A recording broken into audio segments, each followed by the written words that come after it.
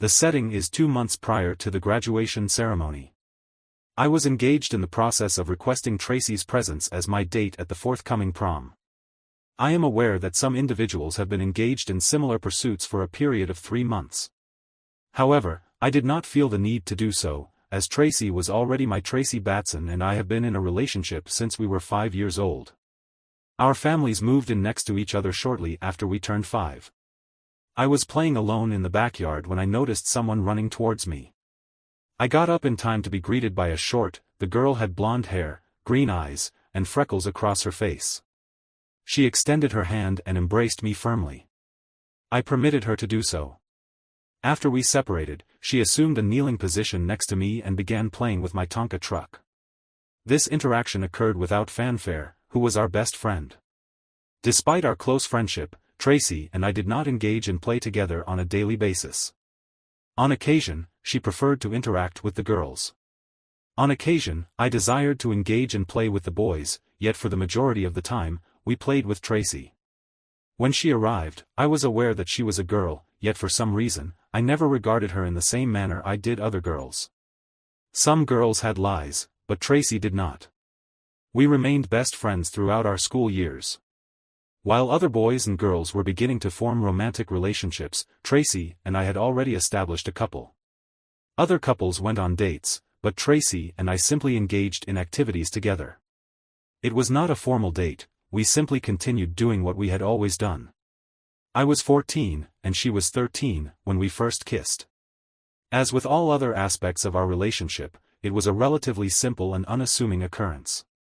As we were departing from the evening cinema, I placed my arm around her waist. She clung to me, and we kissed.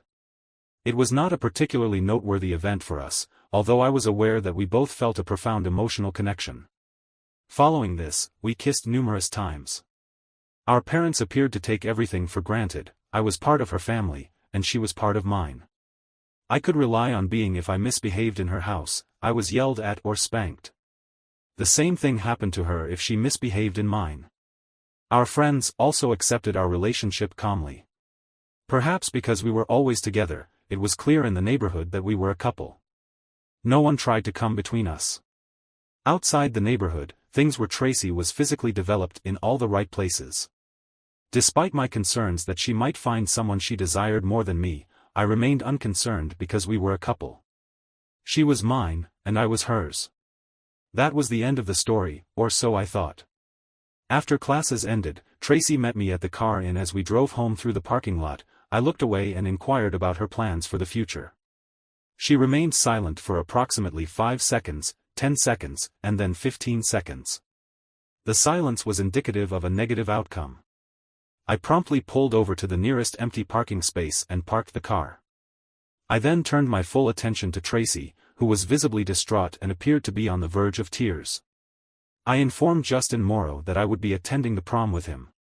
Stevie, Tracy stammered. I caught my breath for a second, then shook her head in disbelief. He looked straight into Tracy's eyes and said, I invited Ed last month. I thought it would be great to go with someone else, you know, another guy, another perspective. You know, there's always me and... What is the issue with that? I inquired. My mind was reeling. Tracy, another perspective? Are you jesting? She began to weep. I attempted to console her, but then a voice of reason emerged within me. Are we, Tracy? Are we truly? I demanded. Your girlfriend will not attend the prom with another man just from a different perspective, Stevie. I have never dated another person, and you have never dated another individual. You are aware that you will be leaving for college in a few months, and we will both have to date other people at that time. At least, Tracy, why did you not wait until I left? That would have been a kind-hearted thing to do. At that moment, Tracy was mumbling something, sobbing. I was not even listening. Upon returning home, I expressed my displeasure at the situation for 4 days. I did not visit Tracy's house, and she did not come to mine. Both parents were aware of the circumstances. I learned from Joyce that Tracy was attending the prom with Justin Morrow. Joyce became emotional when she shared this information with me. My mother then inquired about my thoughts on the matter during dinner on the 4th day. On the 4th day, my father raised both eyebrows. My younger sister, Ellie, was visibly restless in her chair. He then informed us that we could cease making wedding plans for him and Joyce. My father then asked if I needed to talk. I replied that I did, and he offered me his support. I then asked if anyone needed 2 tickets to the prom. My father and I were both aware that Justin Morrow was more of an acquaintance than a friend. I had no knowledge of whether my friend was aware of my relationship with Tracy. However, it was irrelevant if he were aware of it, as Tracy would have informed him regardless. I spent a couple of weeks in a state of despondency, but eventually, I exited the vehicle after school one day and overheard Alice and Warrow engaged in a discussion with several acquaintances. Allison was notably younger than the others. Alice Warrow, the sister of Laura Warrow, who resided across the street from me and socialized with a group of friends in the neighborhood, had been friends with me for approximately the same length of time as Tracy. Prior to 3 weeks ago, Alice was probably Tracy's second closest friend, after me. Allison was a freshman at our high school. She was approximately 6 feet 3 inches tall, thin, and had blonde hair. Alice has been a friend of mine since childhood. We have always enjoyed a positive relationship.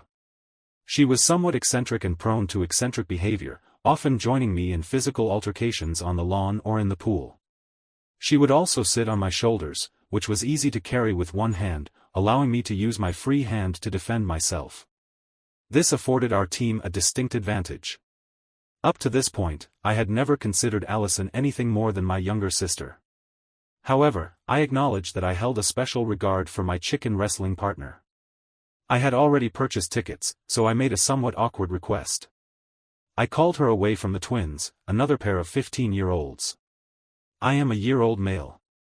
I requested that she be my date for the event, which caused her alabaster complexion to turn bright pink and caused her to lower her eyes to the ground. I was aware that I had caught her off guard. Shouldn't I have asked my sister, given that I was not attending with Tracy? She had always been one of my sister's closest friends.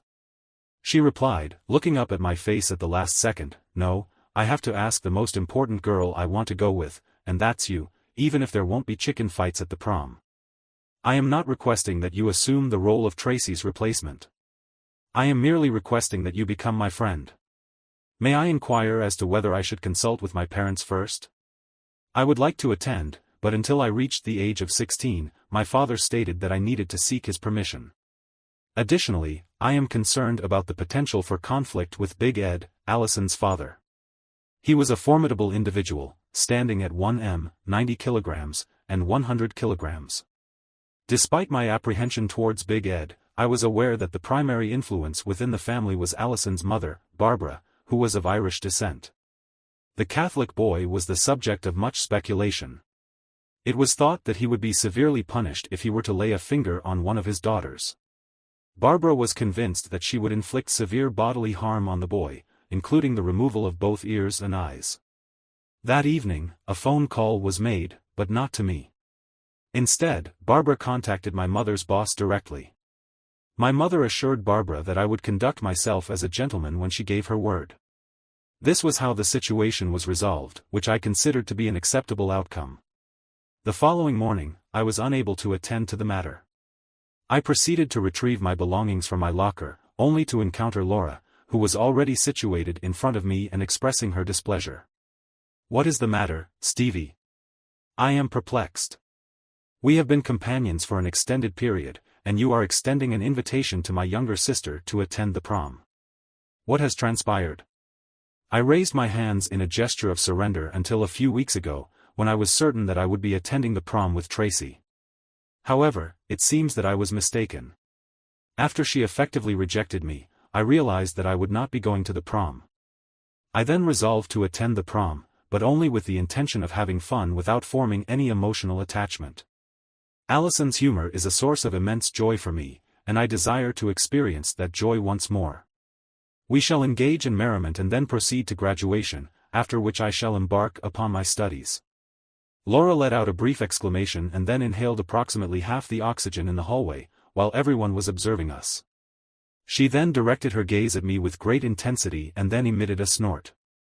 I then looked at everyone who was looking at me, shrugged my shoulders, and proceeded to my first lesson of the day. On the day I lost two friends, the graduation ceremony was as positive an experience as I could have hoped for. Allison looked radiant in her navy blue dress, with her hair styled and made up for the first time. Despite my initial expectations, I never once felt the urge to throw her over my shoulders for chicken fights. However, I did feel a strong desire to pull her closer to me for a slow dance, which we did. By the second dance, she clung to my body, and so we continued dancing until the end of the evening.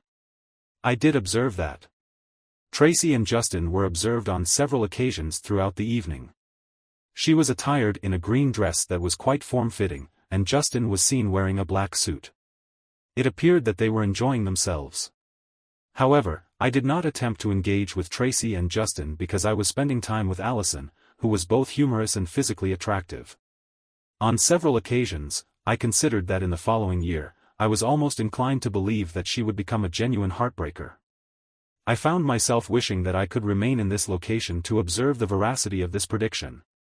We proceeded to consume a late breakfast at the local IHOP with a few other couples. I then drove us back to my residence, parked in front of my house, and escorted her across the street to the porch. I mustered the courage to kiss her, embracing the opportunity to do so with greater fervor than the perfunctory goodnight kiss. As our lips parted, she lingered, her tongue tracing mine before she embraced me more firmly and ran her tongue over mine. We repeated this gesture a second time, and then I heard movement outside the door. I surmised that it was time for me to take my leave and walk home. Tracy entered my residence as she had done for numerous years until 2 months ago. My mother and I exchanged glances of astonishment when Tracy approached the couch in the family room and drew nearer to me. She remained silent for approximately a minute while we observed Premier League football and then murmured. In my ear, she informed me that we needed to converse in the backyard. I objected, but I discerned from my mother's expression that I was obliged to accompany Tracy outside. Don't you think this has been going on for an extended period of time? Stevie, graduation has been over for a week now, and you still refuse to communicate with me. As I previously stated, this was a one-time occurrence. The issue of time is a significant factor in this situation. I have been involved in a romantic relationship with someone else, and you have as well. I must acknowledge that your choice surprised me. It is evident that your decision did not bring happiness to Laura. My intention was not to make Laura happy, rather, it was to make myself happy. I expressed my discontent, stating that you had made yourself happy. However, it is now time to resume a normal state of affairs. I have returned, and I am yours and you are mine, at least until the next time you decide to take a break from me. I interrupted Tracy, who appeared confused. I am unable to state that I had a positive experience at the prom. However, the event has concluded, and we have returned to our pre-prom personas. Stevie, I said, there will never be a prom again. Don't be like that, I told her. Stevie, Tracy replied, her voice thick with emotion. I got up from my chair, went into the house, and took the car keys. I drove away an hour later, after Tracy gave up and went home. My mother texted me over the summer, before I left for college. She informed me that she had met Allison several times. We had one enjoyable encounter, but we were both realistic. I had 4 years of college ahead of me, and she had 3 years of high school. We agreed that it was preferable for us to pursue separate paths, although we did not preclude the possibility of casual dates during the summer, when I would be at home shortly after New Year's Eve. Tracy contacted me from school. It was her senior year of high school, and she informed me that she was seeking to make amends for her role in disrupting my graduation. She extended an invitation for me to attend the prom. I informed her that although I considered her invitation generous, I was not yet prepared to accept it. I assumed that Justin might be available, given their positive experience from the previous year. Perhaps they should consider repeating it. She abruptly terminated the call in the summer when I was at home. Tracy occasionally approached me, suggesting that we should reunite. She even hinted to both my parents that she and I should rekindle our relationship. This also explains why I had to endure an hour-long conversation. Her mother delivered a lengthy monologue about the compatibility between us and the necessity of overlooking the Tracy situation. Given the history between Tracy's mother and me, I maintained a polite composure but was unable to offer a response that would satisfy her.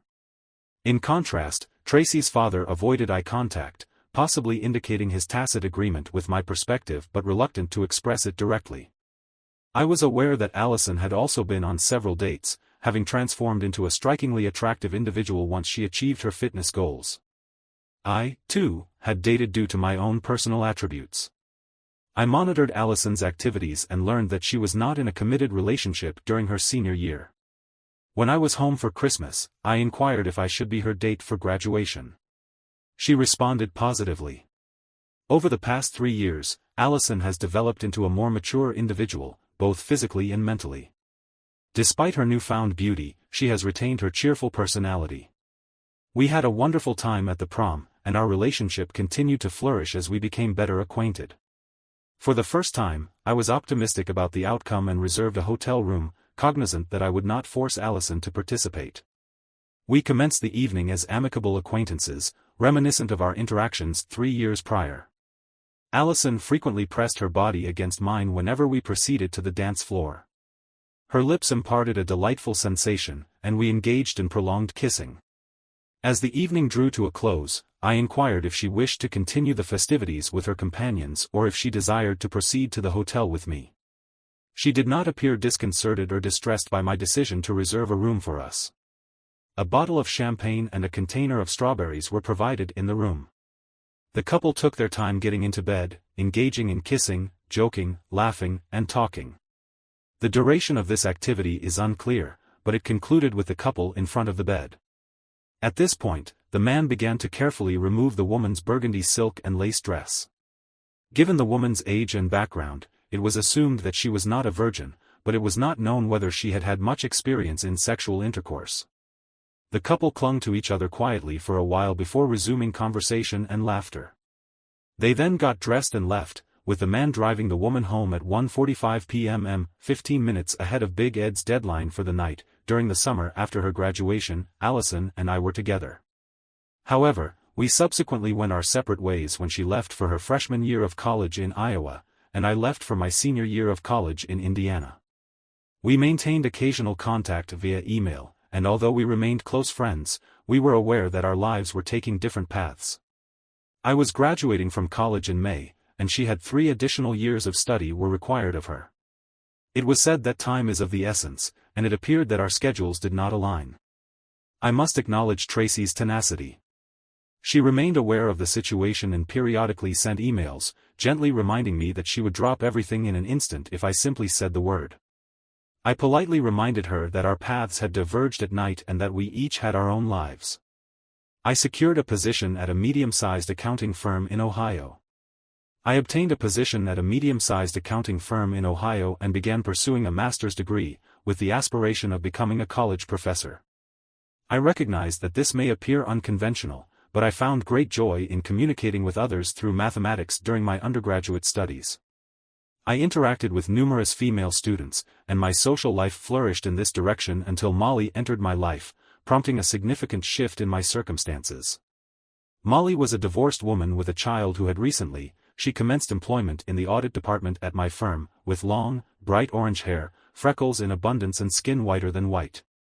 She was a perfect redhead, and everyone understood what I was referring to. Coffee and cake for a colleague in the break room. She took her cake a little before me, but when she turned to leave the table, the square of cake that she had just taken flew off her plate and, in an attempt to stop it, she jerked her left hand to the side, creating splashes that landed on my chest. The pain was excruciating. I recall that, but when I looked up, I was enraptured by those green eyes. In that moment, I ceased to feel pain. It was only when another employee rushed to my side with paper towels and began mopping up the mess that I felt the touch again and let out a scream. Molly immediately began offering apologies, and I excused myself to the bathroom. An hour later, those mesmerizing green eyes appeared in my office with another piece of cake. 5 minutes later, I had an appointment for next Friday night. I must admit, I was taken aback. Upon ringing Molly's doorbell on Friday night, a teenager with red hair answered. Based on his age, which was at least 16 years old, it can be assumed that Molly was older than initially presumed. While this did not deter me, I was taken aback when she revealed her age to be 42. She subsequently disclosed that she had been married for 16 years and divorced for 4 years. She was attired in what I would describe as a mature version of the infamous little black dress, which was a few centimeters above her knees. I attempted to avoid drawing undue attention to myself, cognizant that her son was observing me. Given that Molly was raising a teenager, despite her age, she exhibited a remarkable familiarity with the nuances of youth culture. It took approximately 5 minutes for me to adjust to the situation, after which everything appeared to unfold in a manner similar to any other date I had experienced. We shared a delightful meal and then proceeded to a concert organized by the local Philharmonic. It was not the most unconventional date I had ever been on, yet sufficiently intriguing to reinforce my desire to pursue further encounters. I attempted to rekindle the relationship, but I was initially hesitant to pursue a romantic interest in Molly. While she was physically attractive, there was an underlying factor that made me reluctant to take the initiative. However, she seemed to perceive my reticence and, on our 6th encounter, she broached the topic. We had a bourbon and barbecue gathering, followed by a visit to a country western dance club.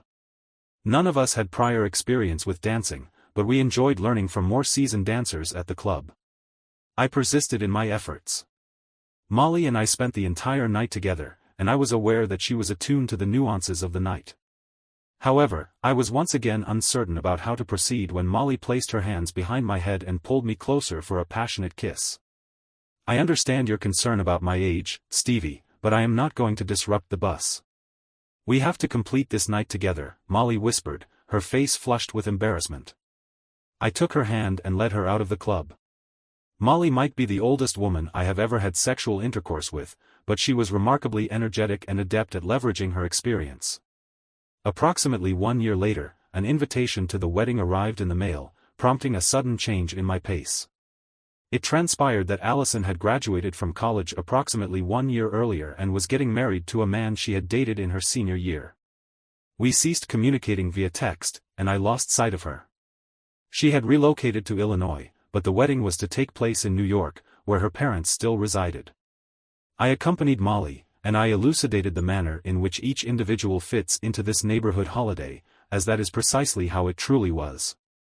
My parents were in attendance, as were Big Ed, Barb, and Laura. Tracy and her parents, Drew and Goldstein, appeared to be amiable individuals. However, it required significant introspection for me to be gratified for Allison. I have never been able to overcome my sentiments for her, yet it was simply not destined to be.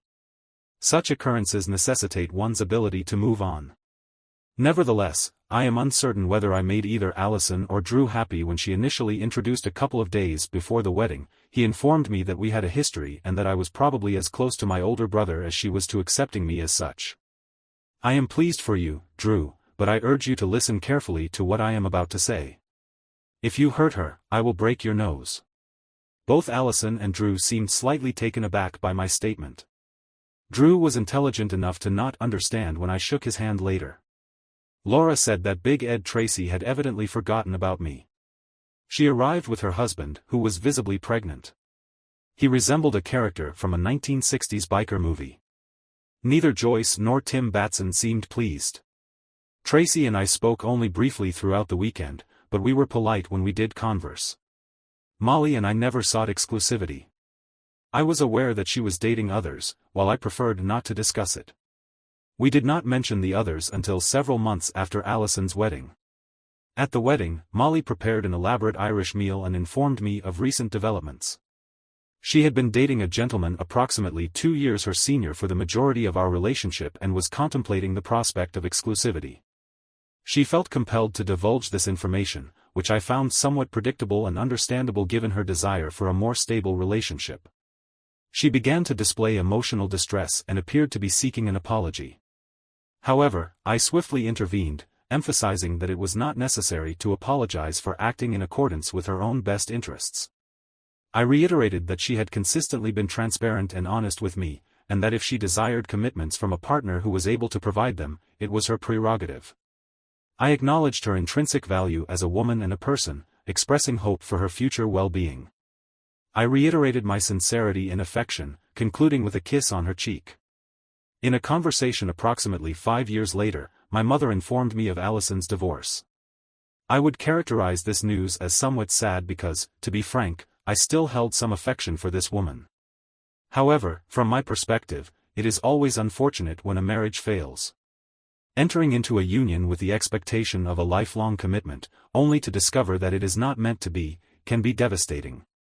I felt sympathy for her, but I did not attempt to contact her because we had not maintained contact. I was taken aback when I received a message from Al 6 months later. It read, "Are you still there?" I surmised that she was uncertain if I still had the same phone number. I was quite astonished to see who the message came from, but I did not reply to it for approximately 3 days. Ultimately, I answered, yes. It took another 3 days before I received a call one evening. The caller inquired, "Do you have a few minutes for an old friend?" I replied, "I really need to spend some time with a non-dash.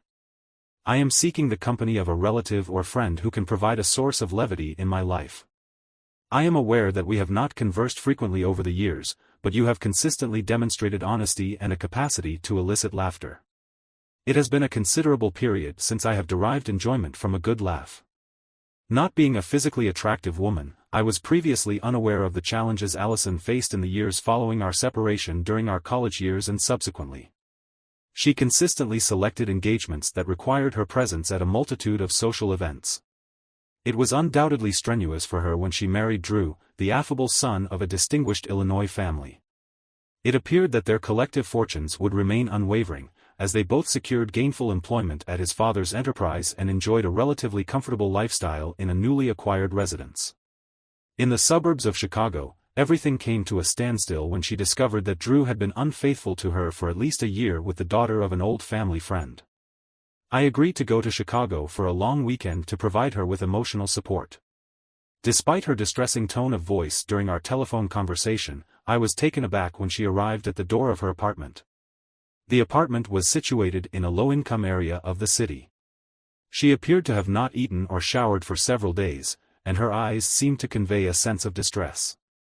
I was taken aback by her appearance, as I had not seen her in such a state for some time.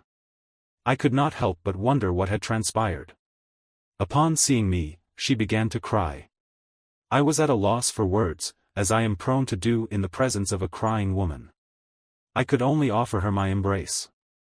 I accompanied her back to the apartment, where we spent the next 2 hours on the battered couch while she expressed her grief verbally and discussed the implications of the betrayal.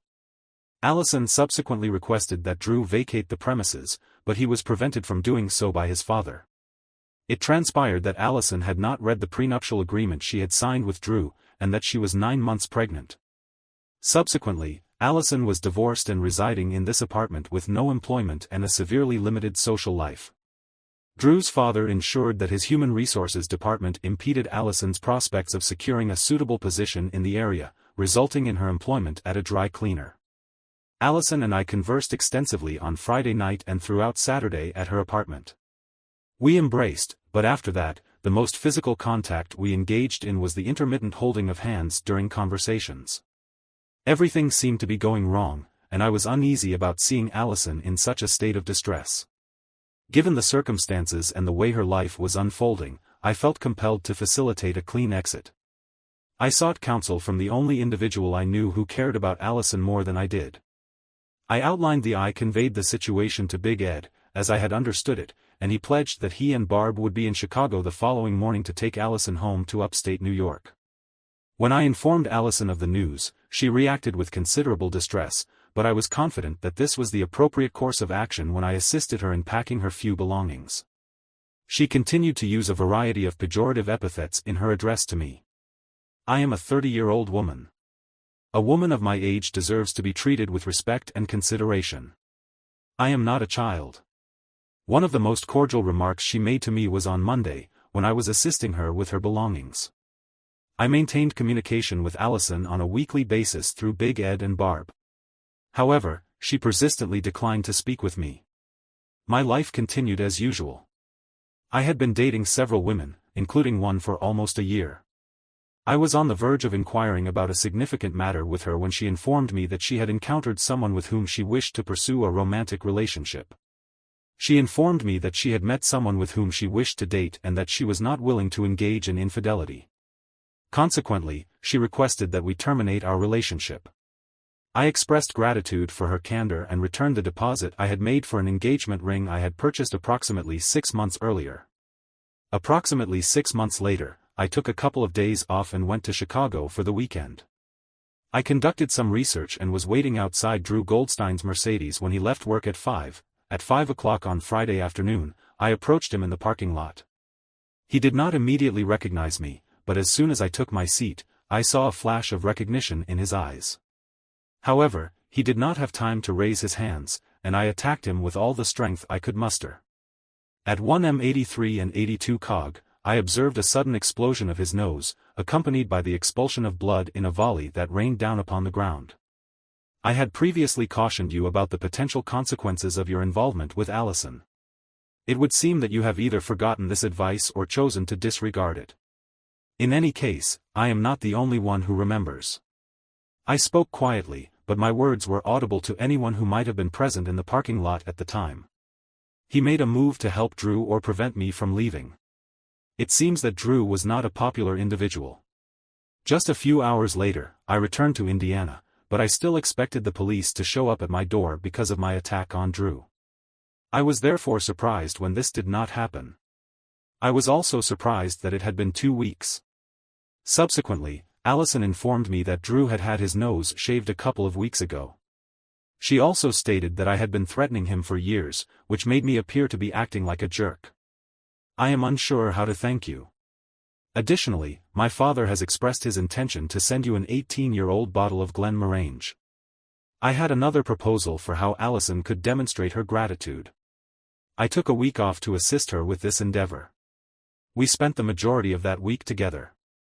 By the time I departed to return to Indiana, we had become a monogamous couple.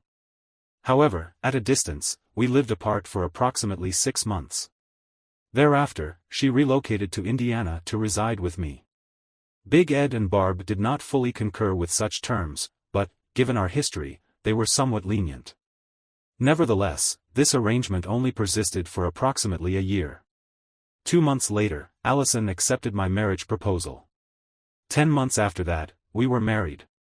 Given my affinity for irony, we were wed precisely 17 years after our inaugural encounter. This occurred on the cusp of my graduation, marking the culmination of a prolonged period of courtship. While it may have required a considerable investment of time, the enduring quality of our relationship has proven to be a testament to the adage that the good things are worth waiting for. Recently, Allison and I commemorated our 30th anniversary at a celebration hosted by our children, Eddie and Rosalie, and their respective spouses. It was not always an ideal situation, but it was as close to perfection as I probably deserved, given the circumstances. For example, Tracy sends a Christmas card every year. She has a 4th husband and 4 children who are already 25 years old. I was not aware of this at the time, but it seemed as though someone was looking out for me.